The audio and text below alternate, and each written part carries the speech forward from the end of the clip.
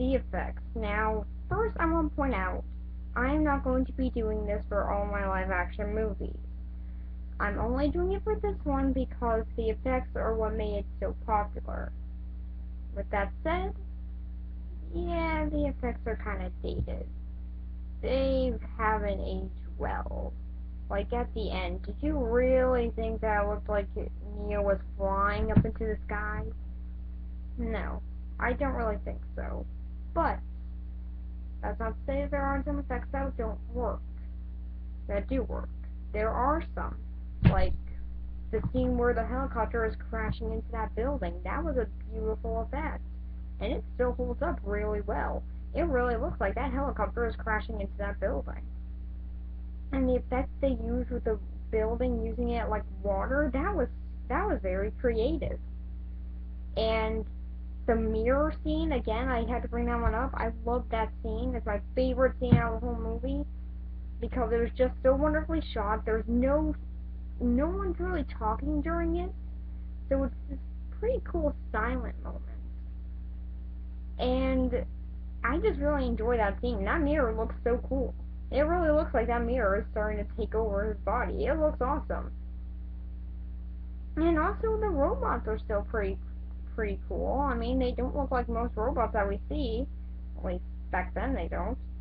And they do look pretty impressive, and they still kind of do. That's not to say it's not obvious that they're effects, but yeah, you kind of try to forget that they're effects because they just look so cool. But that's not what I can say for some of the others. Oh wait, yeah, and another good effect is the bullets. The bullets with the dodging and the freezing of them, that was kind of cool. Obviously an effect, but still pretty cool. That's sadly not what I can say for some of these others. Like some of the other effects with people jumping over buildings and jumping on different buildings. It's so obvious that those are effects.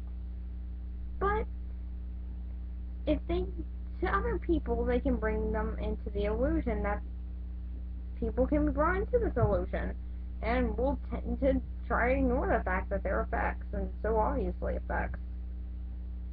So for the effects, I'm going to give it an 8 out of 10, because there are some effects that still hold up really well, and those are some of the best effects that I've ever seen. Really, some of the effects in this movie are wonderful, but some of them are just pretty bad. And so, what do I think about this movie overall? Well, it's certainly not a bad movie. I mean, there's nothing really wrong with it. I can also see why other people like it. It does, I guess, if you can be drawn into the illusion that this is a movie and that this is clearly has so many plot holes, I guess that you can forget about it. But for me, it just didn't work that way. I kept on pausing it to address how many plot holes there are and how many things don't add up and how many things don't work. So for me, I just wasn't drawn to the illusion. But that's not to say that no one else can. A lot of other people have been drawn to this illusion. Like I said, there were like 2 or 3 books about it. Maybe even more. So, yeah, I guess as a movie, it did no harm. And it also started up people thinking, hey, maybe we can think a little bit more seriously about movies.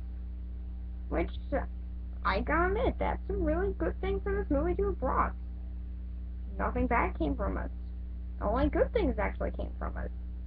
So for this movie, I'm going to give it a 7 out of 10.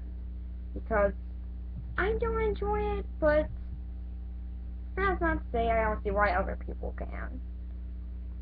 So, yeah. Next week is The Prince of Egypt. Bye.